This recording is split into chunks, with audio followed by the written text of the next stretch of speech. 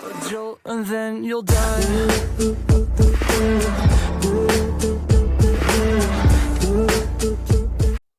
हाँ भाई, अस्सलाम वालेकुम। चलिए हम आज अपना क्या नाम है प्रकाश परावर्तन तथा अपवर्तन का दूसरा लेक्चर करते हैं, जिसमें हमने लास्ट टाइम पर ये किया था कि परावर्तन के हमने नियम देखे थे और नियम के बाद अब हम देखते हैं समतल दर्पण। ठीक है, तो समतल दर्पण से जो बनने वाली छवि होती है वो कैसी होती है। हेडिंग डालो, समतल दर्पण से बनने वाली छवि। समतल दर्पण से छवि जो बनती है, या छवि कह दो या प्रतिबिंब कह दो। जनरली क्या है कि प्रतिबिंब बोला जाता है, लेकिन हाँ मैं यहाँ पर छवि लिखूंगा क्योंकि छवि लिखना ज्यादा आसान है। तो समतल दर्पण से जो छवि बनती है, आप ये देखो कि ये रहा आपका समतल दर्पण। समतल दर्पण के सामने अगर कोई एक वस्तु रखी है, अगर वो दर्पण से कितनी दूरी पर है, मान लो 4 मीटर की दूरी पर है, तो इसकी जो प्रतिबिंब बनेगी या छवि बनेगी वो भी कितनी दूरी पर बनेगी, 4 मीटर की दूरी पर ही बनेगी। अच्छा, जितना वस्तु बड़ा है, वस्तु का आकार और आपके प्रतिबिंब का आकार, दोनों का आकार क्या रहेगा, समान रहेगा। यानी कि अगर इस वस्तु की आकार अगर h है, आकार कह दो या ऊंचाई कह दो, ठीक है, अगर आकार या ऊंचाई h है तो आपकी प्रतिबिंब की भी ऊंचाई क्या होगी, h होगी। तो पहला गुण तो ये है कि दर्पण से दूरी वस्तु की, दर्पण से आपके प्रतिबिंब की दूरी, दोनों क्या होगी, समान। पहला गुण लिखो।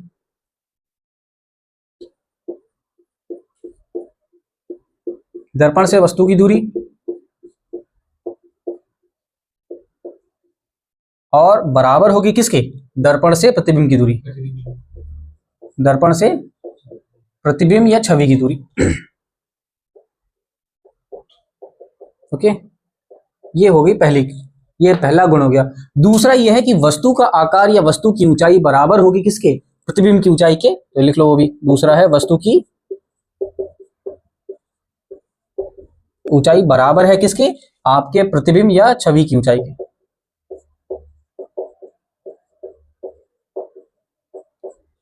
और देखो तीसरी क्वालिटी ये है, या तीसरा गुण कह दो कि देखो ये है दर्पण। दर्पण के अंदर वाली सारी चीजें कैसी होती है, काल्पनिक होती हैं। इस मतलब इस शीशे से बाहर निकलो तो शीशे से बाहर की दुनिया कैसी होती है, वास्तविक होती है, और शीशे के अंदर वाली दुनिया कैसी होती है, काल्पनिक होती है। और गौर से देखो तो आपका प्रतिबिंब जो बन रहा है वो शीशे के अंदर बन रहा है, यानी कि दर्पण के अंदर बन रहा है। तो यानी कि ये जो प्रतिबिंब बनी है वो कैसी बनी है, काल्पनिक, और कैसी है, सीधी है। तो लिख लो यहाँ पर। तो अगली क्वालिटी जो होगी, काल्पनिक कह दो या फिर आभासी कह दो। तो जो आपका प्रतिबिंब बना है वो कैसा बना है, आभासी तथा सीधा, आभासी तथा सीधा। तो जब भी आपको दिखेगा आभासी, तो आभासी के साथ हमेशा क्या आएगा, सीधा आएगा, और काल्पनिक के साथ क्या आएगा, हमेशा उल्टा आएगा। चौथी क्वालिटी ये है कि जब आप क्या नाम है दर्पण के अंदर देखोगे, तो दर्पण के अंदर अगर आप अपना सीधा हाथ उठा रहे हो तो आपकी जो प्रतिबिंब होगी वो बायां हाथ उठाएगी। तो इसको बोलते हैं पार्श्विक बदलाव। क्या बोलते हैं इसको, पार्श्विक बदलाव, या फिर लैटरल इन्वर्जन। क्या बोलते हैं, अंग्रेजी में बोलते हैं लैटरल इन्वर्जन और हिंदी में बोलते हैं पार्श्विक बदलाव। देखो पार्श्विक बदलाव शायद मैं लिख ना पाऊं, लेकिन हाँ इसी से काम चला लेना, पार्श्विक बदलाव, इसी को अंग्रेजी में लिखते हैं लैटरल इन्वर्जन।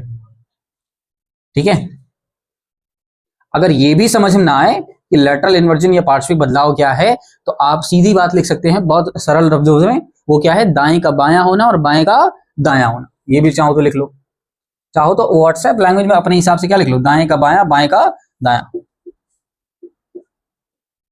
बाएं का दायां होना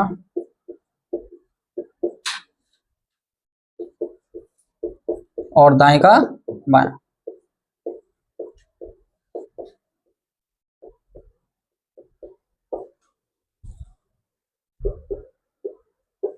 तो ये आपके क्या है, आपके कुछ समतल दर्पण के गुण हैं, ये आपको पता होने चाहिए। यहाँ पर मैं आपको क्या नाम है किरण आरेख से बनाकर नहीं दिखा रहा हूँ कि कैसे प्रतिबिंब बनती है, क्योंकि किरण आरेख हमारे सिलेबस में है या नहीं है उससे मैटर नहीं है, क्योंकि एंट्रेंस में ऐसा आपसे किरण आरेख से कोई सवाल नहीं बनाता है, या किरण आरेख कैसे बनेगा इसका, ये सब अगर पूछा भी जाता है तो ये सब 8वीं क्लास के सिलेबस में है। 10वीं क्लास के सिलेबस में तो समतल दर्पण है भी नहीं। तो 11 मतलब 11th एंट्रेंस में इससे सवाल कभी कभी बन जाता है। वैसे भी बहुत कम चांसेस है कि आपको समतल दर्पण के सवाल आपको 11th एंट्रेंस में मिले, लेकिन हाँ फिर भी कभी कभी आ जाता है, इसलिए कराया जाता है आपको। ठीक है, इसको उतार लो। नेक्स्ट हेडिंग डालो, विचलन कोण। विचलन कोण देखो विचलन कोण क्या कहता है।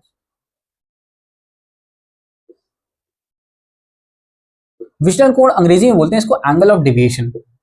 एंगल ऑफ डेविएशन, डेविएशन का सीधा और सरल मतलब होता है कि कितना भटक गया, अपने रास्ते से कितना भटक गया। हम एंट्रेंस की तैयारी करने के लिए आए हैं और बीच रास्ते में हम कहीं और भटक जाएं, तो आप अपने मेन मकसद से क्या हो गए, भटक गए, उसी को हम क्या बोलते हैं, विचलन बोलते हैं। तो ये रहा हमारा दर्पण। तो वास्तव में देखो, अगर ये जो किरण आ रही है, ये जो किरण आ रही है, इससे क्या हो रही है, इस दर्पण पर टकरा रही है। अगर ये दर्पण नहीं होता तो ये किरण क्या होती है, चुपचाप चली जाती।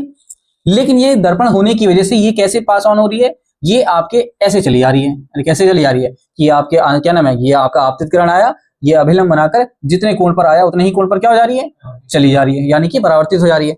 अब अगर ये दर्पण नहीं होता तो ये चुपचाप सरल रेखा में चली जाती। लेकिन इस दर्पण के होने की वजह से, और से देखो तो आप ये इतना अपना रास्ता क्या हो गया, भटक गया, इतना रास्ता क्या हो गया, भटक गया। इसी को हम भटकने वाला एंगल या फिर एंगल ऑफ डेविएशन बोलते हैं, जिसको हम डेल से सूचित करते हैं। किससे सूचित करते हैं, डेल से सूचित करते हैं। और यही डेल क्या है, आपका विचलन कोण है। अब गौर से देखो, ये एक सरल रेखा है, तो सरल रेखा में अगर आप देखोगे आई प्लस आर प्लस डेल का मान क्या होगा, 180, क्योंकि सरल रेखा का कुल योग क्या होता है, 180। और आई और आर बराबर होते हैं, तो इसको दो सिनेरियो में बांट दो। पहले ये ले लो, आई प्लस डेल बराबर 180, तो यहां से डेल क्या हो जाएगा, 180 माइनस 2i, आई प्लस आई 2i, और उधर जाएगा तो 180 माइनस 2i।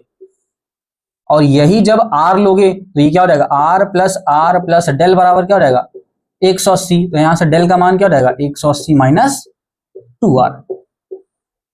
तो यानी कि हमारे पास दो सूत्र बन गया, और वो भी किसका, विचलन कोण का, कि 180 माइनस 2r और 180 माइनस 2i, दोनों के दोनों हैं। अब जो भी आपको कोण दे रखे उसके हिसाब से हम क्या करेंगे, निकाल लेंगे। अगर आपको आपतित कोण दे दे तो आपतित कोण के हिसाब से निकालेंगे, परावर्तित कोण दे दे तो परावर्तित कोण के हिसाब से निकाल लेंगे। और अगर सतह के साथ कोण दे दे तो पहले हम क्या निकालेंगे, आपतित या परावर्तित कोण निकालेंगे, उसके बाद हम हल करेंगे। ठीक है, तो ये उतार लो। ये हो गया पहला विचलन कोण।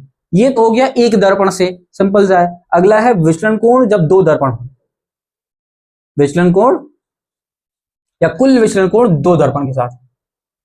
कुल विचलन कोण जब दो दर्पण किसी थीटा कोण पर रखे गए हों, किसी थीटा कोण पर रखे गए हों।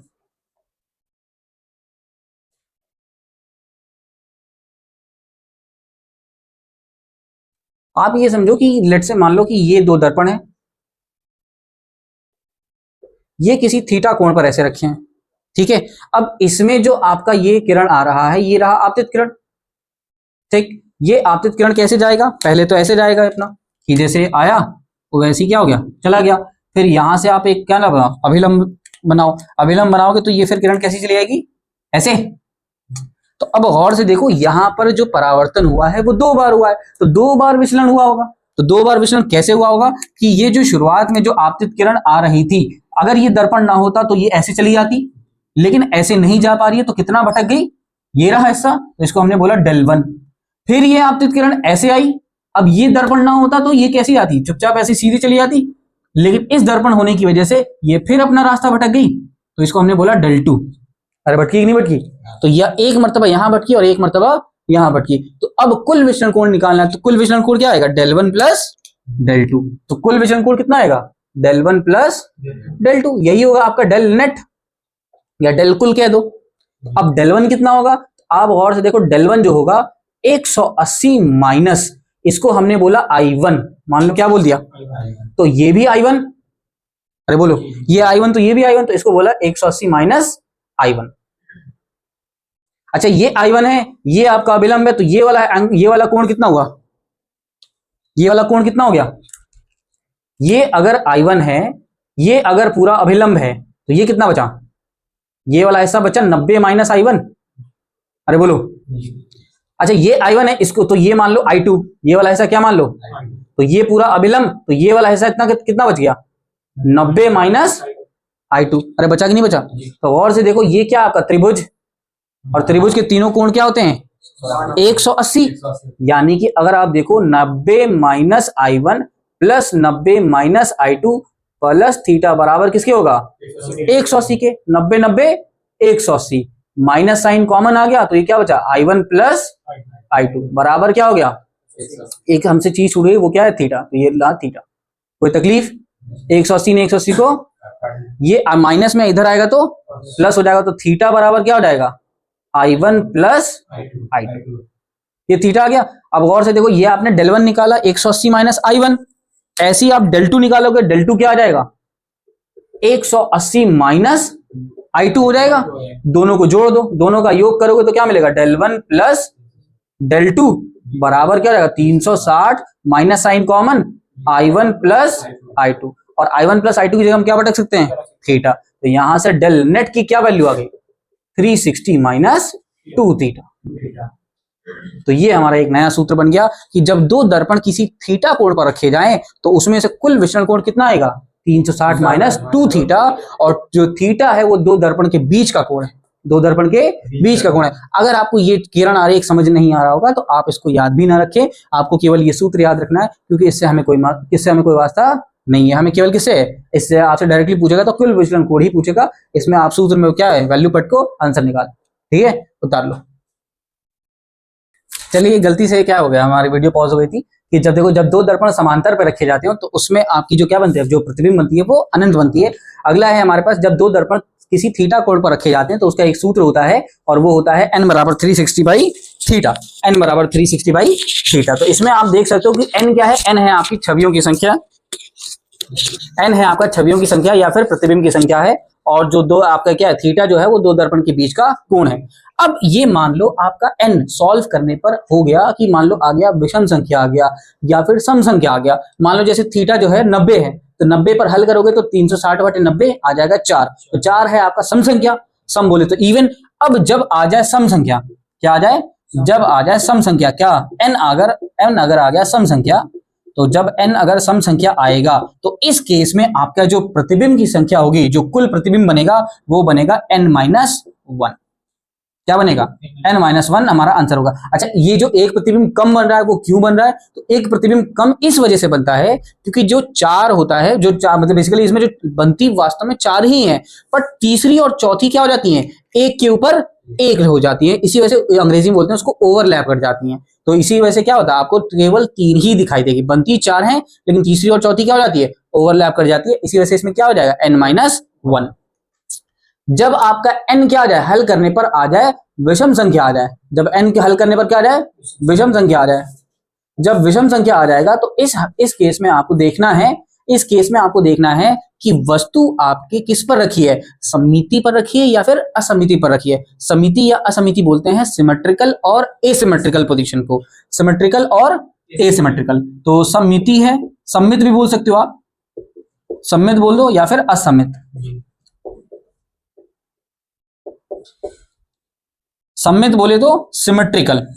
सिमेट्रिकल को आसानी से समझने के लिए आप ये कह दो कि अगर आपका पास जो थीटा कोण है मान लो वो 60 डिग्री है, तो 60 डिग्री है लेकिन वस्तु जो रखा है वो 30 पर रखा है, 30 डिग्री पर रखा है, तो मतलब दोनों कोण के किस पर रखा है, बिल्कुल विभाजन पे रखा है, तो बीच में रखा है। तो ये जो बीच वाला कोण होगा 30 वाला, तो ये वस्तु जो होगा वो किस पर रखा है सममित पर रखा है, बोले तो सिमेट्रिकल पोजीशन पर रखा है।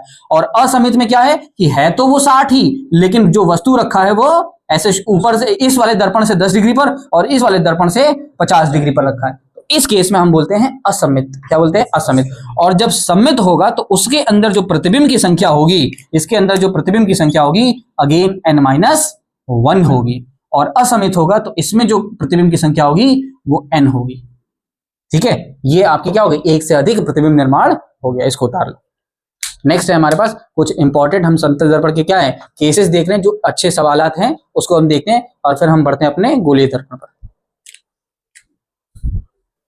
अगला टॉपिक है हमारा, क्या है अगला टॉपिक भूल गया, हाँ कुछ अगला टॉपिक है हमारा। आइए हम समतल दर्पण के अंदर कुछ खास सवाल देखते हैं जो कि अच्छे भी हैं, और जनरली अगर इसका आंसर ना आप 2 मिनट में निकाल दोगे, अगर नहीं पता तो आप घूमते रह जाओगे इस सवाल में, आप कर ही नहीं पाओगे। ठीक है, तो सवाल कुछ ऐसा है, सवाल के फॉर्मेट में ही लिखवाते हैं इसको, कि सवाल कुछ ऐसा है कि ये एक दर्पण है और दर्पण के सामने मान लो एक व्यक्ति खड़ा है जिसकी ऊंचाई जो है वो h हाइट का है, जिसकी ऊंचाई कितनी है h हाइट की है। अब आपसे सवाल में पूछा गया है कि न्यूनतम आकार बताइए दर्पण का, न्यूनतम आकार बताइए दर्पण का, कि ये व्यक्ति अपनी पूर्ण छवि देख ले, अपनी पूर्ण छवि देख ले। पूर्ण छवि देखने का मतलब क्या है, सर से लेकर पैर तक पूरा देख ले।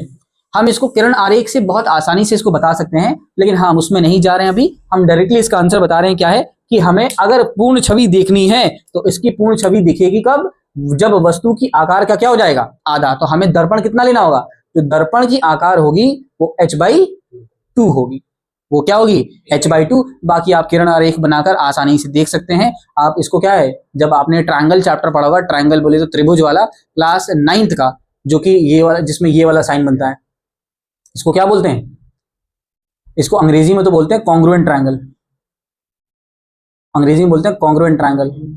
और क्लास 10th में आपने ये वाला चैप्टर पढ़ा होगा, सिमिलर ट्रायंगल,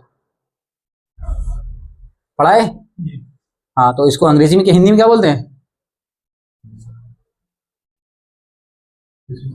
इन्हीं को, कॉन्ग्रुएंट को, अरे चलो तुम लोग बताते रहेंगे।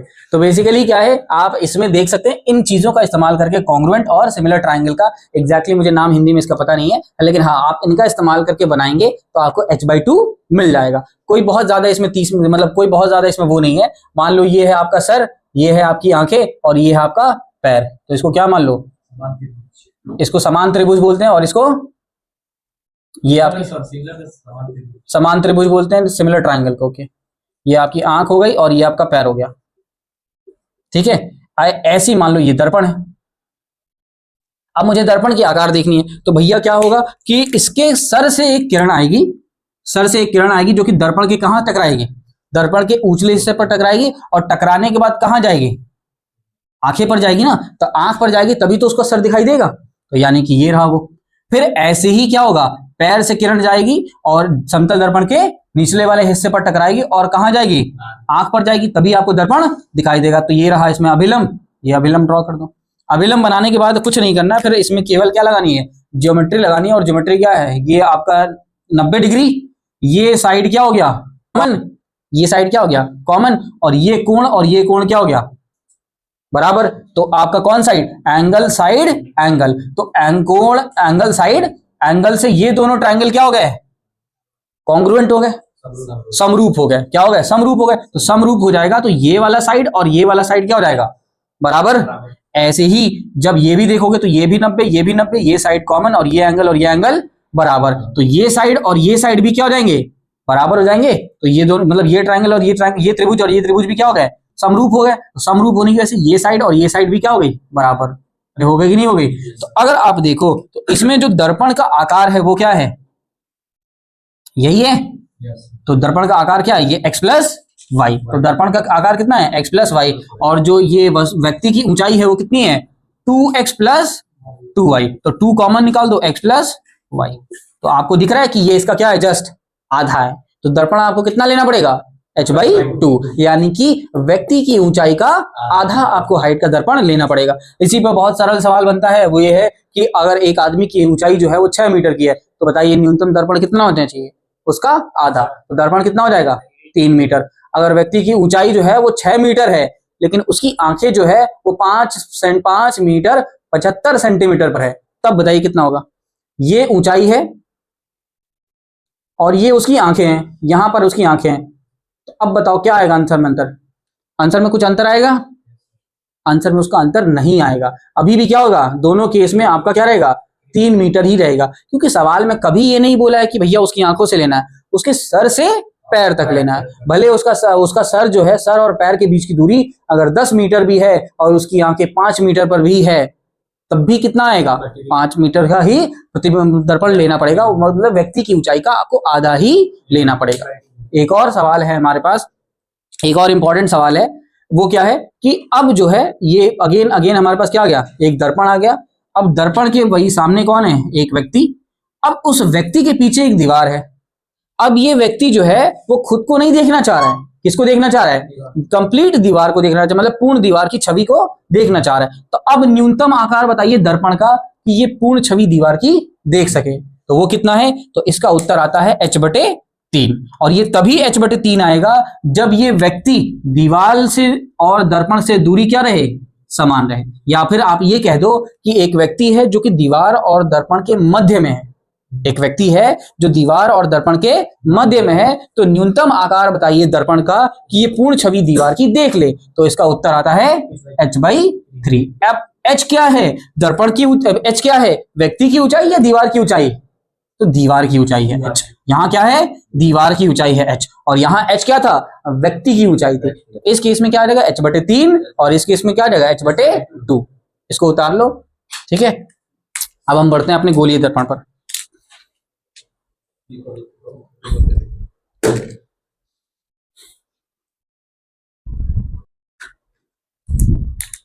चलिए अगला टॉपिक है हमारा गोलीय दर्पण।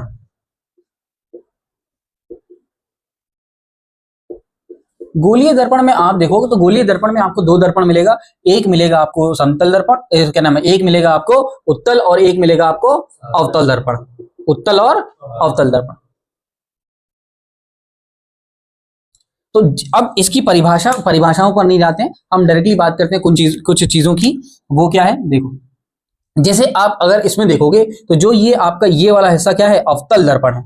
ये वाला हिस्सा क्या है, अवतल दर्पण है। आप 10वीं क्लास में पढ़ के ऑलरेडी आ चुके हैं, तो आपको यहाँ बताने की जरूरत नहीं है कि जिसमें आपका क्या हो, जिसमें आपका आपतित किरण या परावर्तित किरण, या फिर आप ये कह दो जिसमें परावर्तन या परावर्तक सतह जो होगी वो गुफा वाली होगी, वो क्या कहलाएगी, अवतल। और जिसमें परावर्तक सतह उभरे वाले हिस्से पर होगी वो क्या कहलाएगी, उत्तल दर्पण। ये क्या कहलाएगी, उत्तल दर्पण।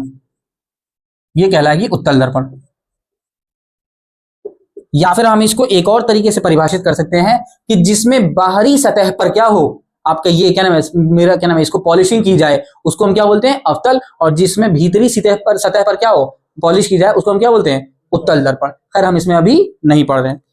उत्तल दर्पण, उत्तल और अवतल को एक और नाम से जाना जाता है। ये जो होते हैं ये आपके अभिसारी होते हैं। कैसे होते हैं, अभिसारी होते हैं। मतलब आपके पास जो आपके पास नहीं, जो भी इस दर्पण के पास जो भी किरण आएगी वो उन सबको क्या करेगा, अभिसारी करेगा। अभिसारी बोले तो मिलाने की कोशिश करेगा, एक किसी बिंदु पर उसको सबको मिलाने की कोशिश करेगा। और इसकी जो इसका जो प्रकृति होगी वो कैसी होगी, अपसरण करने की, या अपसारी होगा। ये क्या होगा, या अगर प्रकृति की डायरेक्टली बात करूं तो ये अपसरण करेगा और ये अभिसरण करेगा। अभिसरण और अपसरण, तो इसको हम बोलते हैं अभिसारी दर्पण। इसको हम क्या बोलते हैं, अभिसारी दर्पण भी इसको बोलते हैं, और इसको अपसारी दर्पण भी बोलते हैं। ऐसे ही जब आप लेंस पढ़ोगे तो लेंस में हम उल्टा हो जाता है, ये हो जाता है अपसारी लेंस, और ये हो जाता है अभिसारी लेंस। ठीक है, इसमें कुछ और चीजें हैं, जैसे अगर आप देखो ये वाला होता है ध्रुव, ये वाला होता है ये जो अक्ष है इसको हम बोलते हैं मुख्य अक्ष, इसको हम बोलते हैं मुख्य अक्ष या प्रिंसिपल एक्सिस। ये होता है फोकस और ये होता है वक्रता केंद्र, यानी ये जो होता है वक्रता केंद्र होता है, ये ध्रुव हो गया, ये फोकस हो गया। जो ध्रुव से फोकस की दूरी होती है इसको हम बोलते हैं फोकल लंबाई। क्या बोलते हैं, फोकल लंबाई। जो किससे दूरी, ध्रुव से फोकस की दूरी को फोकल लंबाई बोलते हैं, और ध्रुव से वक्रता केंद्र की दूरी को हम बोलते हैं वक्रता त्रिज्या। क्या बोलते हैं, वक्रता त्रिज्या बोलते हैं, रेडियस ऑफ कर्वेचर। इसी को हम आर से सूचित करते हैं। अच्छा, आर और आपके फोकल लंबाई में क्या होता है, एक रिलेशन होता है, और वो क्या है कि F बराबर R/2 होता है। यानी कि जो फोकल लंबाई होती है वो वक्रता त्रिज्या की क्या होती है, आधी होती है। या फिर हम इसको एक और बात बोल सकते हैं कि यहां से यहां तक की दूरी और यहां से यहां तक की दूरी वो क्या होती है, समान होती है। क्या होती है, समान। अच्छा, इसमें देखो, इसमें जो आपका फोकल लंबाई है वो इधर की तरफ है, और इसमें जो फोकल लंबाई है वो इधर की तरफ होती है, बोले तो इधर अंदर की तरफ होती है। तो इसमें भी F इधर होता है और C इधर होता है, और ये रहा ध्रुव। तो इसमें मैंने सारे आपको क्या दिखा दिया, ये सारी चीजें दिखा दी। एक और खास बात, स्टार मार्क करके ये चीज लिख लीजिएगा कि इसमें जो दूरियां मापी जाती हैं या जो दूरियां ली जाती है वो सारी की सारी दूरियां कहां से ली जाती हैं, वो हम लेते हैं ध्रुव से। सारी दूरियां हम कहां से लेते हैं, हाँ, सारी दूरियां कहां से मापते हैं, सारी दूरियां ध्रुव से मापते हैं। ठीक है, सारी दूरियां ध्रुव से मापते हैं। और अगर आप देखो तो ये आपका क्या हो गया, ये आपका ध्रुव हो गया। तो ध्रुव से अगर आप दाहिने हिस्से पर चलोगे तो आपको सारी चीजें कैसी मिलेंगी, धनात्मक। और अगर ध्रुव से ऊपर चलोगे तो क्या मिलेगी, आपको वो भी धनात्मक मिलेगी। और अगर आप बाएं वाले हिस्से पर चलोगे तो आपको क्या मिलेगी, ऋणात्मक मिलेगी। ये हो गया नेगेटिव, पॉजिटिव, पॉजिटिव। और नीचे भी चलोगे तो क्या मिलेगी, ऋणात्मक मिलेगी। बिल्कुल, आपने ज्योमेट्री पढ़ा होगा तो ज्योमेट्री में ये वाला हिस्सा पढ़ा होगा तो आपको आसानी से पता लग सकता है। और सुनो, इसके अंदर और से देखो, अभी हमने पढ़ा ना ये वाली चीज कि जो आपके ध्रुव से दाएं वाले हिस्से पर चलोगे तो क्या मिलेगा, धनात्मक। और दाएं ध्रुव से बाएं वाले हिस्से की तरफ चलोगे तो क्या मिलेगा? ऋणात्मक। तो यानी कि इस केस में हम जो वस्तु इधर की तरफ रखेंगे वो सारी की सारी वस्तु इधर रखेंगे, इसमें भी हम वस्तु किधर रखेंगे? इधर की तरफ। तो ध्रुव से इधर की तरफ, यानी कि हम ये बात बोल सकते हैं कि वस्तु दूरी चाहे अवतल दर्पण हो चाहे उत्तल दर्पण हो, दोनों केस में आपका जो वस्तु दूरी होगी वो कैसी होगी? ऋणात्मक होगी। कैसी होगी? ऋणात्मक होगी। और इसमें फोकल लंबाई भी कैसी होगी? यहां से यहां तक वो भी अगेन दूरी कैसी है? इधर की तरफ है, तो फोकल लंबाई भी कैसी होगी? ऋणात्मक होगी। और इसमें फोकल लंबाई धनात्मक होगी, बोले तो पॉजिटिव होगी। समझ में आ रही बात? बाकी हम अभी वी की बात करते हैं, इसको उतारिए फिर हम और आगे बात करते हैं। खींचो फोटो, खींचो। चलिए अब हम किरण आरेख देख रहे हैं, अवतल और उत्तल दर्पण का हम क्या देख रहे हैं? किरण आरेख हम देखते हैं। तो हेडिंग डालो, किरण आरेख। इसका पहला हम देखते हैं अवतल दर्पण का। इसका अवतल दर्पण, पहले हम किरण आरेख के नियम देख लेते हैं। किरण आरेख के नियम देख लेते हैं, बाद में हम किरण आरेख अवतल और उत्तल का देखेंगे। तो किरण आरेख के नियम में आपको पहला नियम ये मिलेगा कि अगर कोई भी किरण अनंत से आएगी, कोई भी किरण अनंत से आएगी तो वो कैसी होगी? समांतर होगी। क्या होगी? समांतर होगी। हम मान लेते हैं कि मुख्य अक्ष के क्या है? समांतर है। अगर वो कोई भी किरण मुख्य अक्ष के समांतर होगी और दर्पण से टकराएगी, तो दर्पण से टकराने के बाद इसमें जो किरण परावर्तित होगी वो किधर की तरफ परावर्तित होगी? वो टकराने के बाद किसी एक बिंदु से जाएगी और उस बिंदु को हम क्या बोलते हैं? फोकस बोलते हैं। ये बात समझ में आ रही है? चल, ये हो गया पहला नियम कि अगर कोई भी किरण मुख्य अक्ष के समांतर है तो दर्पण से टकराने के बाद वो कहां से गुजरेगी? फोकस से गुजरेगी। दूसरा नियम यह है कि अगर कोई भी किरण, इसका जस्ट क्या है? विपरीत है कि अगर कोई भी किरण फोकस से पास होगी, अगर कोई भी किरण कहां से पास हो? फोकस से पास हो, तो क्या नाम है? दर्पण से टकराने के बाद वो क्या हो जाएगी? मुख्य अक्ष के समांतर हो जाएगी। कैसी हो जाएगी? मुख्य अक्ष के समांतर हो जाएगी। ये आपका हो गया दूसरा नियम। इसका जस्ट क्या है? उल्टा है। आप देख सकते हैं कि समांतर आ रही है तो मुख्य क्या नाम है? फोकस से जा रही है, और जब फोकस से आ रही है तो मुख्य अक्ष से समांतर हो जा रही है। तीसरा है हमारे पास, तीसरा नियम है, अगर कोई किरण क्या नाम है? वक्रता केंद्र से आ रही है। कहां से आ रही है? वक्रता केंद्र से आ रही है। वक्रता केंद्र से आ रही है तो वक्रता केंद्र से अगर, अरे ये तो टेढ़ा मेढ़ा बन गया। अगर कोई भी किरण कैसी आए? वक्रता केंद्र से आएगी, तो जैसे आ रही है वैसे ही चुपचाप उसी पथ पर क्या हो जाएगी? वापस लौट जाएगी। तो यानी कि वक्रता केंद्र आपका क्या हो गया? एक तरीके से अभिलंब की तरह काम करता है। किसकी तरह काम करता है? अभिलंब की तरह काम करता है। ये चीज शायद हमने ना देखी हो पहले लेक्चर में। अगर आपने ये लेक्चर देखा होगा कि समतल दर्पण में अगर कोई किरण होती है ऐसे और अभिलंब से आए, तो अभिलंब से आती है कोई किरण, तो वो कैसे जाती है? जैसे आती है वैसे ही उसी पर टकरा के क्या हो जाती है?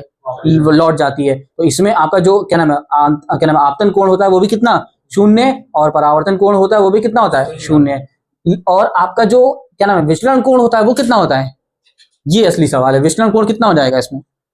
इस केस में आप और से देखो कि किरण ऐसे आई और ऐसे लौट गई, तो कितने डिग्री हुआ? 180 हुआ। तो 180, तो विचलन कोण कितना हो जाता है? 180। तो ये पूछता है सवाल कि जब किरण अभिलंब से कैसी हुए? अभिलंब से मतलब जब किरण अभिलंब पर गुजरे या लंबवत गुजरे दर्पण से, तो उसमें आपका कुल विचलन कोण या विचलन कोण कितना होता है, और आपतन कोण कितना, परावर्तन कोण कितना? कोई दिक्कत? चलो, तो ये आपका तीसरा नियम है। चौथा नियम क्या है? चौथा नियम यह है कि जब अगर आपका किरण कैसे जाए? ध्रुव से जाए। किससे जाए? ध्रुव से जाए। फोकस और वक्रता केंद्र से ना जाकर किससे जाए? ध्रुव से जाए। तो ध्रुव से जैसे आती है, जितना कोण पर आती है उतना ही कोण बनाकर क्या हो जाती है? लौट जाती है या परावर्तित हो जाती है। तो ये आपके किरण आरेख के नियम हो गए अवतल दर्पण के। ऐसे ही उत्तल दर्पण के नियम होंगे। ऐसे ही क्या होंगे? उत्तल दर्पण के नियम होंगे। तो उत्तल दर्पण के नियम ना मैं आपको यही बना के दिखा दे रहा हूं, इसी वाले हिस्से पर ही। इसी वाले हिस्से पर बना के नहीं दिखा रहा हूं, मैं आपको अलग ही बना के दिखा रहा हूं। ठीक है, अलग बना के दिखाते रहो।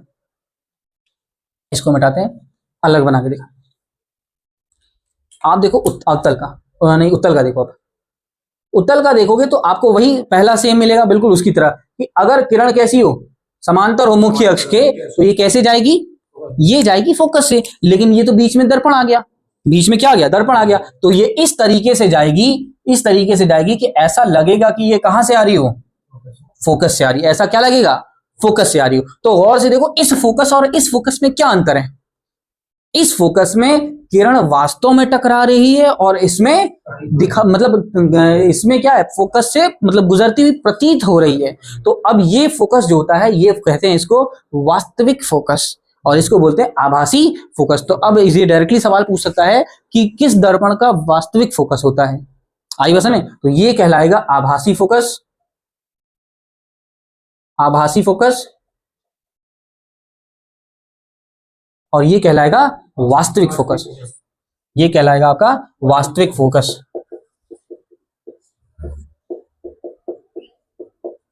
ठीक, अच्छा इसका जस्ट उल्टा नियम भी क्या होगा, बिल्कुल ऐसा ही होगा कि अगर कैसे जाए,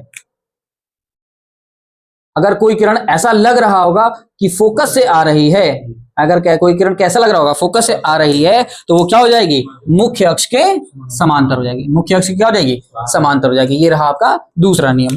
तीसरा नियम क्या होगा, वही आपका क्या नाम है, वक्रता केंद्र वाला। जब वक्रता केंद्र पर होगा तो क्या हो जाएगा, इसको मान लो वक्रता केंद्र। अगर कोई भी किरण ऐसा लगेगा कि वक्रता केंद्र से आ रही है तो वो क्या हो जाएगी, उसी पथ पर वापस लौट जाएगा। कट टू कट क्लियर है। चौथा है हमारे पास, चौथा और आखिरी नियम वही सेम है बिल्कुल, कि अब किससे जाए, ध्रुव से जाए। तो ध्रुव से अगर जाएगी तो जितना कोण बना रही है उतना ही कोण से परावर्तित हो जाएगी, खत्म बात। तो ये हमारे क्या है, 4 और 4 8 किरण आरेख हैं आपके अवतल और उत्तल दर्पण के। इन्हीं 8 किरण आरेख का हम इस्तेमाल करके हम क्या बनाएंगे, अलग अलग जगह पर जब वस्तु रखेंगे तो हम उनसे किरण आरेख के नियम से अवतल दर्पण के जो हमारे 6 केस बनते हैं उनके हम क्या देखेंगे, प्रतिबिंब निर्माण देखेंगे। ऐसे ही अवतल का हम 6 केस देखेंगे, फिर उत्तल के 2 केसेस देंगे। तो टोटल हमारे पास 8 केसेस हैं आपके किसके, गोलीय दर्पण के। ठीक है, इसको उतारिए, मिटा रहे।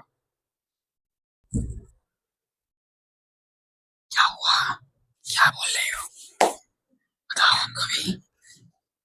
चलो अगला है हेडिंग हमारा है क्या नाम है, अवतल दर्पण से हम देख रहे हैं किरण आरेख। अब हमने नियम देख लिया है, अब हम उससे प्रतिबिंब निर्माण देख रहे हैं, किसका, अवतल दर्पण का। अवतल दर्पण का प्रतिबिंब निर्माण, प्रतिबिंब निर्माण। तो प्रतिबिंब निर्माण में हमारे पास सिंपल है, निर्माण हमारे पास देखो, हमारे पास जो वस्तु रखी जा सकती है वो कहां कहां रखी जा सकती है, ये रहा ध्रुव, ये रहा फोकस, ये रहा आपका वक्रता केंद्र। तो हम जो वस्तु रख सकते हैं, हमारे पास वस्तु रखी जा सकती है। सबसे पहला केस है अनंत का। सबसे पहला केस क्या है, अनंत का। दूसरा है सी से परे, या फिर अनंत और वक्रता केंद्र के बीच में, या सी से परे बोल दो। तो केस नंबर 1 ये रहा, केस नंबर 2 ये रहा। तीसरा केस हो गया जब वक्रता केंद्र पर ही रखी जाए। चौथा केस हो गया जब वक्रता केंद्र या वक्रता केंद्र और फोकस के बीच में रखी जाए। पांचवा केस हो गया जब क्या नाम है, फोकस पर रखी जाए। और छठा केस हो गया जब फोकस और ध्रुव के बीच में रखी जाए। तो ये हमारे पास 6 केसेस हैं। आइए हम एक एक करके सभी केसेस को देखते हैं। तो हमारा पहला केस है जब वस्तु कहां हो, केस नंबर 1, जब वस्तु कहां हो, अनंत पर। जब वस्तु अनंत पर हो, जब वस्तु अनंत पर होगी तो इसका छवि निर्माण या इसका प्रतिबिंब निर्माण कैसा होगा। एक चीज हमसे रह गई, वो क्या है कि भैया ये बताओ प्रतिबिंब निर्माण होता कैसे है, या फिर जो छवि बनती है या जो प्रतिबिंब बनता है वो कब बनता है और क्यों बनता है और कैसे बनता है। तो जब प्रतिबिंब बनती है तो वो कैसे बनती है, तो जब 2 या 2 से अधिक परावर्तित किरण आपस में टकराएं, चाहे वो वास्तविक तौर पर टकराएं या फिर टकराती हुई प्रतीत हो, या तो वास्तविक में टकराएं या फिर टकराती हुई प्रतीत हो, तब जाके आपका क्या बनता है, प्रतिबिंब बनता है। तब जाके क्या बनता है, प्रतिबिंब बनता है। अब यहां हम परावर्तन देख रहे हैं, इसी वजह से मैंने बोला परावर्तित किरण। जब हम अपवर्तन पढ़ेंगे तो हम क्या बोलेंगे, अपवर्तित किरण। तो अपवर्तित किरण वास्तव में टकराए या टकराती हुई प्रतीत हो, तब जाके आपका क्या बनता है, प्रतिबिंब बनता है। कौन सी किरण, आपतित या परावर्तित, परावर्तित किरण। आपतित किरण से नहीं बनता है। आपतित किरण 1000 टकरा जाए उससे कोई मसला, आपतित किरण और परावर्तित किरण 1000 टकरा जाए उससे कोई मसला, उससे प्रतिबिंब नहीं बनेगा। दोनों के दोनों क्या होनी चाहिए, परावर्तित होनी चाहिए। तो आओ हम देखते हैं। पहला केस है जब वस्तु अनंत पर है तो उससे जो आपकी किरण आएगी वो भी कैसी आएगी, समांतर आएगी। तो हमने मान लिया कि मुख्य अक्ष के समांतर है, तो मुख्य अक्ष के समांतर है तो कहां से जाएगी, फोकस से। तो पहली किरण हमने ये मान लिया। दूसरी किरण एक और मान लो, दूसरी किरण क्या मान लो कि वो मान लो यहां से कि वो आपके इस मुख्य अक्ष के फिर से समांतर है। तो ये कहां से जाएगी, फोकस से जाएगी। तो अब गौर से देखो किरण कहां कहां टकरा रहा है। आपको एक इस जगह टकराते हुआ दिख रहा है, एक इस जगह टकराता हुआ दिख रहा है, और एक इस जगह टकराता हुआ दिख रहा है, 3 जगह दिख रहा है। तो अब क्या यहां बनेगी प्रतिबिंब, क्या यहां बनेगी या यहां बनेगी? यहां बनेगी। गौर से देखो, ये भी आपका क्या है, परावर्तित किरण है, ये भी क्या है आपका परावर्तित किरण। तो परावर्तित किरण कहां टकरा रहा है? फोकस पर टकरा रहा है। तो फोकस पर टकरा रहा है, तो इसमें जो प्रतिबिंब बनेगी वो कहां बनेगी? तो यानी कि प्रतिबिंब या छवि जो बनेगी वो छवि कहां बनेगी? छवि फोकस पर बनेगी। कहां बनेगी? फोकस पर बनेगी या एफ पर बनेगी। अच्छा, वास्तव में टकरा रहा है तो कैसी होगी? वास्तविक तथा उल्टा। वास्तविक के साथ कभी भी सीधा नहीं आएगा, तो वास्तविक तथा उल्टा बनेगा। ठीक। और कैसा है? वस्तु से बहुत छोटा बोले तो बिंदु आकार का है। और किसका आकार का है? बिंदु आकार का है। ठीक है, ये होगा केस नंबर 1, जब वस्तु कहां हो? अनंत पर हो। अगला है केस नंबर 2, जब वस्तु कहां हो? जब सी से परे हो। जब वस्तु कहां हो? जब वस्तु सी से परे बोल दो, या फिर अनंत और सी के बीच में हो। सी से परे, सी से परे, या फिर वस्तु अनंत और ध्रुव, अनंत और वक्रता केंद्र के बीच में हो। ये रहा आपका, तो ये रहा आपका फोकस और ये रहा आपका वक्रता केंद्र। और हमने कह दिया कि वस्तु ये रही। अगर वस्तु ये रही तो इससे पहले किरण क्या मान लो? पहली किरण आप मान लो समांतर। तो समांतर किरणें कहां से जाएंगी? समांतर किरणें जाएंगी फोकस से। समांतर किरणें कहां से जाएंगी? फोकस से। दूसरी किरण क्या ले लो? दूसरी किरण अभी हमने नियम देखा ना, तो नियम कहां से देखा हमने? वक्रता केंद्र से देखा, फोकस से देखा और ध्रुव से देखा। तो आप कहीं से भी क्या कर दो? भेज दो। चाहे तो यहां से भेज दो, यहां से भेजोगे तो समांतर हो जाएगी, यहां टकराएगी, या फिर आप क्या भेज दो? ध्रुव से भेज दोगे, ध्रुव से भेज दोगे तब भी यहीं टकराएगी। तो तीनों केस में आपकी वस्तु कहां मतलब जो आपकी आप क्या नाम है परावर्तित किरण है वो कहां टकराएगी? वो सारी की सारी यहां टकराएगी। और वो क्या है? वक्रता केंद्र और फोकस के बीच में। यानी कि छवि कहां बन रही है? छवि एफ और सी के बीच में। छवि एफ और सी के बीच में छवि बनेगी, एफ और सी के बीच में बनेगी। अच्छा, कैसी दिख रही है? वस्तु से छोटी दिख रही है। और कैसी दिख रही है? उल्टी। तो वास्तविक तथा उल्टी बनेगी। वास्तविक तथा उल्टी। ठीक। और कैसी है? वस्तु से छोटी है। कैसी है? वस्तु से छोटी है। अभी हम आवर्धन भी पढ़ेंगे थोड़ी देर बाद। दर्पण सूत्र के बाद क्या पढ़ेंगे? आवर्धन भी पढ़ेंगे। तो आवर्धन में हम देखेंगे कि इसका आवर्धन प्लस में आएगा या माइनस में आएगा। बोले तो धनात्मक आएगा या फिर ऋणात्मक आएगा, अभी हम देखेंगे। इसको उतार लो, फिर हम बात करते हैं केस नंबर 3, 4 पर।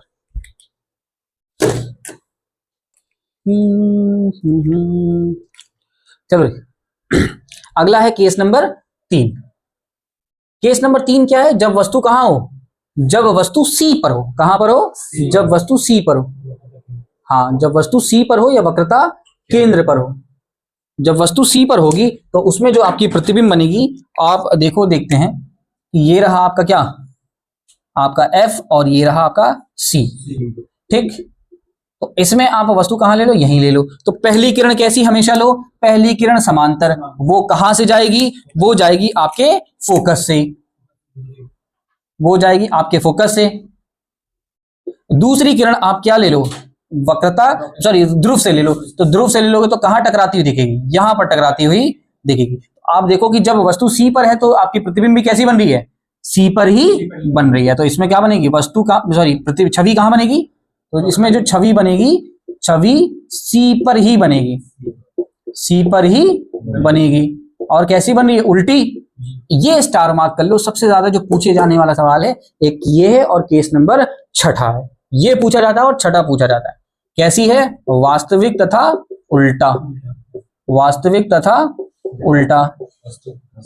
और क्या है? वस्तु से समान आकार का, या बराबर, क्या है? बराबर आकार है, या वस्तु से समान आकार का।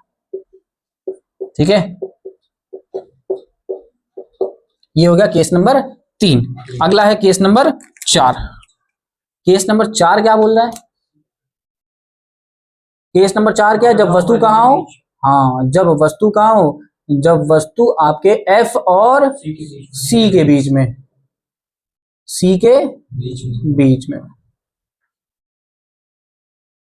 जब वस्तु F और C के बीच में होगी तो आप क्या अपना आराम से बनाओ, ये रहा आपका F और ये रहा आपका C, ये रहा आपका वस्तु, ये रहा आपका दर्पण। पहली किरण ले लो समांतर, समांतर किरणें कहां से जाएंगी, ये जाएंगी फोकस से। जैसे ही आपने फोकस से भेज दिया, दूसरी किरण कौन सी ले लो, दूसरी किरण ले लो आप ध्रुव से ले लो। जब ध्रुव से लोगे तो ये किरण कहां जाएगी, यहां आए और यहां आने के बाद कहां टकरा रही है, इधर टकरा रही है। तो गौर से देखो C से क्या है, परे है, तो C से क्या है, परे। तो इसमें जो प्रतिबिंब बनेगी वो कहां बनेगी, अरे कहां बनेगी, तो इसमें जो प्रतिबिंब या छवि बनेगी वो कहां बनेगी, छवि C से परे बनेगी, C से परे बनेगी, C से परे बनेगी। और कैसी है, वास्तविक तथा उल्टा, वास्तविक तथा उल्टा है, वास्तविक तथा उल्टा है।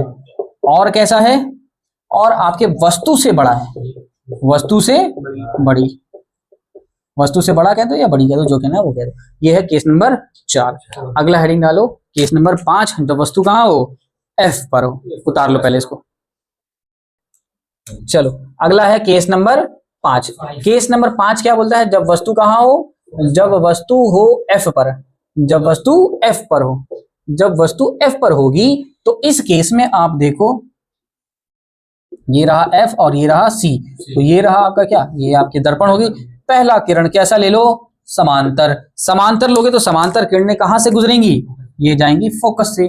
दूसरी किरण आप कहां से ले लो, दूसरी किरण ले लो आप ध्रुव से, ध्रुव से लोगे तो ये किरण जितने कोण पर आया है उतने ही कोण पर लौट जाएगा। जब उतने ही किरण पर लौट जाएगा तो गौर से देखो ये दोनों किरणें कैसी हैं, समांतर है। ये दोनों किरणें कैसी दिख रही हैं, समांतर। और समांतर किरणें कहां मिलेंगी, कहीं नहीं मिलेंगी। तो हम क्या, आप गौर से देखो ट्रेन की पटरी जब आप देखते हो तो आपको लगता है कि ये शायद वहां मिल रही है, लेकिन जैसे आप वहां पहुंचते हो तो वहां नहीं मिलती है। तो ये बेसिकली ऐसा लगता है कि ये कहीं आगे मिल रही होंगी, इसलिए हम क्या बोल देते हैं कि ये अनंत पर मिल रही होंगी। कहां मिल रही होंगी, अनंत पर। तो इसमें जो आपकी छवि बन रही होगी, छवि कहां बनेगी, छवि अनंत पर बनेगी। कहां बनेगी, अनंत पर बनेगी। और कैसी है, वास्तविक तथा उल्टा, वास्तविक तथा उल्टा। और वस्तु से बड़ा नहीं, वस्तु से बहुत बड़ा, वस्तु से बहुत बड़ा। एक और आखिरी केस जो सबसे इंपॉर्टेंट है, तीसरा और आखिरी, यही केस दोनों क्या हैं, सबसे ज्यादा इंपॉर्टेंट है और सबसे ज्यादा पूछे जाते हैं इन्हीं से। केस नंबर 6 नहीं 6, जब वस्तु कहां है वो, जब वस्तु F और P के बीच में हो, F और P के बीच में हो, हाँ ध्रुव और फोकस के बीच में।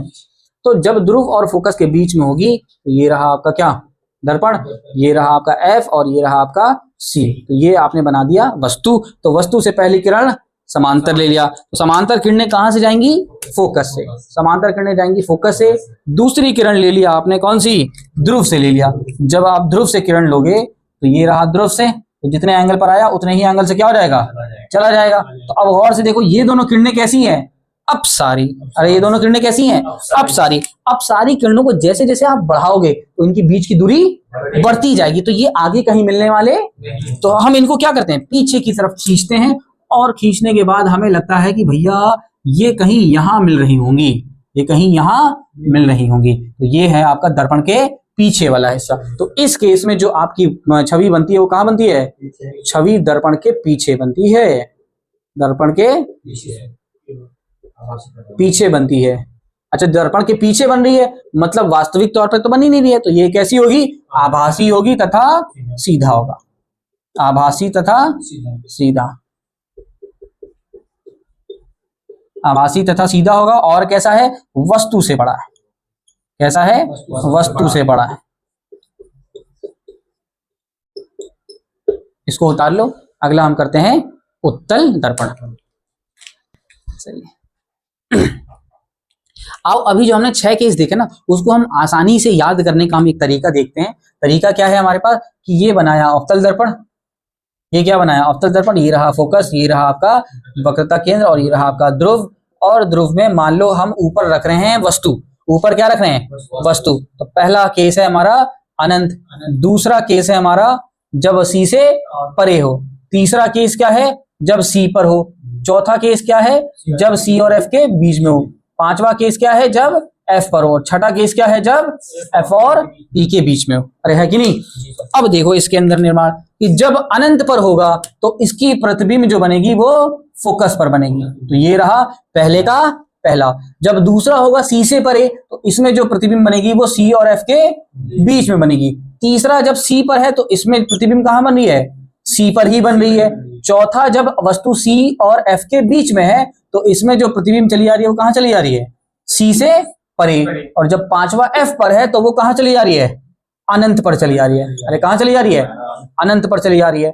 और छठा है आपका जब एफ और पी के बीच में है तो इस केस में क्या हो जाएगा, दर्पण के पीछे। तो बस पांच मतलब ये समझ लो छठे की केस में जो दर्पण के पीछे चली जाती है। तो आप और से देखो 1 2 3 4 5 6, 1 2 3 4 5, छठा बस अंदर है। तो 1 2 3 4 5, 1 2 3 4 5 लाइन से है कि नहीं है। तो ये आपका वो क्या है, आसानी से आपको अगर याद भी ना हो तो आप आसानी से देखकर कर सकते हैं इसको। ओके चलिए, हाँ भाई चलिए अब देखते हैं हम अपना उत्तल दर्पण। ठीक है, तो उत्तल दर्पण के हमारे पास सिर्फ 2 ही केसेस हैं। उत्तल दर्पण कितने हैं, 2 ही केसेस हैं। और वो है हमारे पास कौन कौन से, जब वस्तु कहाँ हो, अनंत पर हो, और दूसरा जब वस्तु कहाँ हो, अनंत और ध्रुव के बीच में हो। तो लिखो हेडिंग, उत्तल दर्पण से प्रतिबिंब निर्माण। उत्तल दर्पण से प्रतिबिंब निर्माण। तो इसमें है केस नंबर 1, जब वस्तु अनंत पर हो। जब वस्तु कहाँ हो, जब वस्तु अनंत पर हो। जब वस्तु अनंत पर होगी तो इस केस में जो आपका प्रतिबिंब बनेगा वो कैसा बनेगा,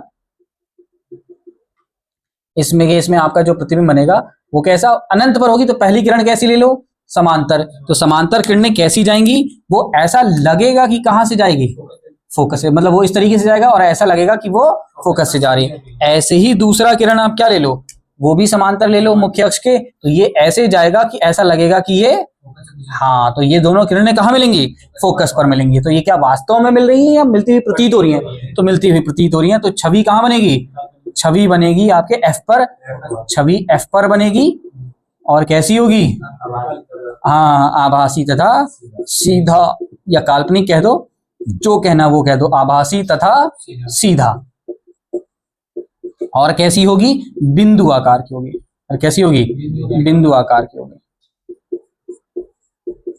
ठीक है, दूसरा केस, कि दूसरा केस क्या है, जब वस्तु कहां हो, जब वस्तु अनंत और,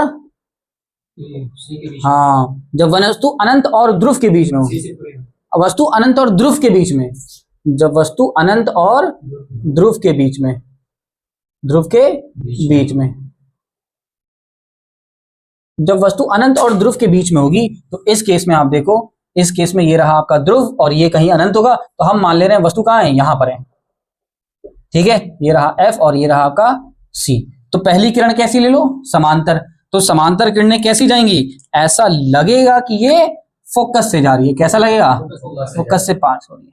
दूसरी किरण कैसी ले लो, ध्रुव से ले लो। तो जितने कोण से आया उतने ही कोण से क्या हो जाएगी, लौट जाएगी। तो अब और से देखो, एक परावर्तित किरण ये है, एक परावर्तित किरण ये है, दूसरी परावर्तित किरण ये है। तो ये दोनों कैसी हैं, अपसारी। तो अपसारी किरणें यहाँ कहीं आगे मिलने वाली नहीं है, तो हम इनको क्या करेंगे, पीछे की तरफ मिलाएंगे। तो पीछे की तरफ इसको खींचा और पीछे की तरफ इसको खींचोगे तो कहां मिलेगी, यहां मिलेगी, दर्पण के पीछे और पी और एफ के बीच में। तो छवि कहां बनेगी, हाँ, छवि बनेगी ध्रुव और फोकस के बीच में, ध्रुव और फोकस के बीच में। और कैसी बनेगी, वास्तविक बनेगी, आभासी बनेगी, आभासी तथा सीधा, आभासी तथा सीधा होगा। और कैसा होगा, वस्तु से छोटा होगा, वस्तु से छोटा होगा, या छोटा कह दो या छोटी कह दो। ठीक है, वस्तु से छोटी होगी या वस्तु से छोटा होगा। ठीक है, ये हमारा क्या हो गया, किरण आरेख खत्म हो गया और हमारा दर्पण निर्माण, दर्पण उत्तल और अवतल से दर्पण निर्माण खत्म हो गया। अब हमारे पास है दर्पण सूत्र और आवर्तन, उसको हम देखते हैं, इसको उतार लो। नेक्स्ट है हमारे पास दर्पण सूत्र। अगर आप दर्पण सूत्र देखो तो आपको दर्पण सूत्र में आपको मिलेगा, दर्पण सूत्र में मिलेगा, दर्पण सूत्र है 1/f बराबर 1/v प्लस 1/u। इसमें एफ, वी और u क्या है, f जो है वो आपकी फोकल दूरी है, ये आपकी क्या है, फोकस दूरी या अरे देखो बताओ, फोसल लिख दिया, हद होती है। ये है फोकस दूरी, फोकस दूरी, जो v है वो है आपकी छवि या प्रतिबिंब दूरी, जो बोलना है वो बोल दो, छवि दूरी या प्रतिबिंब दूरी। जो u है वो है वस्तु दूरी। अरे वस्तु दूरी, गौर से देखो मैंने यहां पर ये नहीं लिखा है कहां से दूरी है, ये सारी की सारी दूरियां कहां से हैं, स्टार मार्क करके मैंने लिखवाया था, ये सारी की सारी दूरियां ध्रुव से हैं। किससे हैं, ध्रुव से हैं। तो इसमें आप जो आप वैल्यू पटकना वो मतलब आप क्या नाम है, साइन के साथ पटकना, ठीक है। तो ये आपका दर्पण सूत्र हो गया। अब अगला है जिसको हम कहते हैं आवर्धन। क्या है, आवर्धन। तो आवर्धन देखोगे तो आवर्धन को हम बोलते हैं मैग्निफिकेशन। मैग्निफिकेशन, मैग्निफिकेशन को हम m से सूचित करते हैं। किससे सूचित करते हैं, m से सूचित करते हैं। और m जो होता है वो होता है प्रतिबिंब की ऊंचाई बटे वस्तु की ऊंचाई, प्रतिबिंब की ऊंचाई बटे वस्तु की ऊंचाई। और v और u में सूचित करते हैं तो माइनस का v बटे u, माइनस का v बटे u, ये हमारा क्या हो गया, दर्पण सूत्र हो गया। अब इस दर्पण सूत्र को जो आवर्धन का रिलेशन है, आवर्धन का रिलेशन हम 2-3 तरीके से और बना सकते हैं। आओ वो देखते हैं कैसे। हमारे पास जो दर्पण सूत्र है वो है सिंपल सा, वो क्या है हमारे पास कि 1/f बराबर 1/v प्लस 1/u। इस पूरे को हम किससे गुणा कर दे रहे हैं, v से गुणा कर दे रहे हैं। जब आप v से गुणा कर दोगे तो ये बन जाएगा v/f बराबर बजा क्या आएगा, v/v प्लस v/u। तो v/v क्या बन गया, ये बन गया 1। अरे बना कि नहीं बना, ये बन गया 1। इसको इधर ले आओ और इसको इधर ले जाओ तो ये बन गया माइनस v/u बराबर हो जाएगा 1 माइनस v/f। माइनस v/u क्या है, माइनस v/u क्या है, m। तो ये हो जाएगा m बराबर f माइनस v/f। तो आपका आवर्धन f, v और f के बीच में एक और सूत्र आ गया, वो ये आ गया हमारे पास। तो इसको भी याद रखिएगा कि जब हमारे पास क्या है, दो चीजें दे रखा हो ना, कि मान लो आपको दे रखा हो, क्या आपको फोकस दूरी दे रखा हो, v दे रखा हो, और आपसे डायरेक्टली क्या नाम है आवर्धन पूछ दे, तो दो पहला तरीका तो यही है कि पहले दर्पण सूत्र निकालो, उस दर्पण सूत्र से u निकालो, फिर u निकालकर फिर आप इस वैल्यू में पटको, इस सूत्र में पटको, फिर इस सूत्र में से पटकने के बाद फिर आप निकाल लो, तब जाके निकलेगा। अगर ये नहीं करना, इतना लंबा नहीं जाना, तो आपको डायरेक्टली इस सूत्र में वैल्यू पटक दो, अपने आप आंसर आ जाएगा। ऐसे ही एक और केस है, जब आप ये इसने तो आपने v से गुणा किया है, जब आप किससे गुणा कर दो, u से गुणा कर दो, तो ये बन जाएगा u/f u/v प्लस u/u। तो u/u क्या हो जाएगा 1, u/v u हो जाएगा 1 और ये हो जाएगा u/f। इसको इधर ले आओ तो ये बनेगा माइनस का u/v और ये इधर आएगा तो क्या बनेगा 1 माइनस u/f। इसको क्या ये सॉल्व करोगे तो क्या माइनस का, ये देखो v/u होता है m, तो जब इसका उल्टा करोगे तो ये क्या बन जाएगा 1/m। तो पहले हम इसको हल कर लेते हैं, बाद में देखते हैं। ये आ जाएगा f माइनस u/f और ये क्या हो जाएगा माइनस का u/v। इसको क्या कर दो, उल्टा कर दो, तो जब उल्टा करोगे तो क्या हो जाएगा माइनस का v/u बराबर हो जाएगा f upon f minus u। और माइनस का v/u क्या है आपका, ये होता है आवर्धन, यही होता है m। तो यहां से आप सूत्र बना दोगे डायरेक्टली कि m क्या हो जाएगा, m हो जाएगा f upon f minus u। तो हमारे पास आवर्धन के 3 सूत्र बन गए। इसी के बराबर में लिख लो f माइनस v/f और एक और क्या है f upon f minus u। ये उतारो और अगला हेडिंग डालो, खास बातें। अगला हेडिंग है हमारे पास खास बातें। अगला हेडिंग है खास बातें। खास बातें क्या बोलता है, खास बातें ये बोलता है, खास बातें ये है कि अगर हमारे पास क्या है, क्या लिख रहा हूं मैं, अंग्रेजी चल रही, क्या अंग्रेजी क्लास छोड़ी है। यह है अवतल दर्पण, यह है अवतल दर्पण। तो अवतल दर्पण में अगर आप देखो तो अवतल दर्पण में u, f और v, तो जो u होता है इस u का मान कैसा रहेगा, आप और से देखो ये वाला दर्पण, तो इसमें जो f होगा, ये जो v होगा, c होगा, इसमें हर केस में जो वस्तु कहाँ रखी जा रही है, इधर की तरफ रखी जा रही है, जो कि सारा का सारा ध्रुव से किधर है, इधर की तरफ है। तो यानी कि u जो रहेगा वो हमेशा कैसा रहेगा, ऋणात्मक रहेगा। कैसा रहेगा, ऋणात्मक रहेगा हमेशा। अरे कैसा, जो f होगा वो भी कैसा होगा, ऋणात्मक होगा हमेशा। और जो v होगा वो होगा ऋणात्मक 5 केसेस में। 5 केसेस में, जब वस्तु अनंत पर हो, जब c से परे हो, c पर हो, जब c और f के बीच में हो, और जब f पर हो। तो इन 5 केसेस में आपका जो दर्पण की जो आपका प्रतिबिंब बनता है वो हर सारी की सारी ध्रुव से इधर की तरफ बनती है। लेकिन जो छठा केस है, जब वस्तु कहाँ हो, f और ध्रुव के बीच में हो, तो इस केस में दर्पण के अंदर बनने लग जाती है। तो सिर्फ एक केस में कैसा होगा, धनात्मक होगा, पॉजिटिव इन केस पॉजिटिव जब वस्तु कहाँ हो, हाँ जब वस्तु F और P के बीच में हो, ठीक है।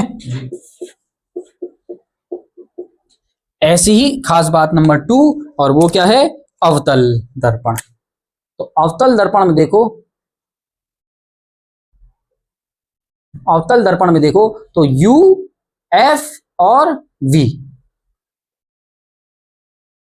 तो इसमें देखोगे तो इसमें आपको मिलेगा U कैसा रहेगा, हमेशा ऋणात्मक, हमेशा, और कैसा होगा FB, F कैसा होगा, धनात्मक होगा हमेशा, और V कैसा होगा, धनात्मक होगा हमेशा, ठीक।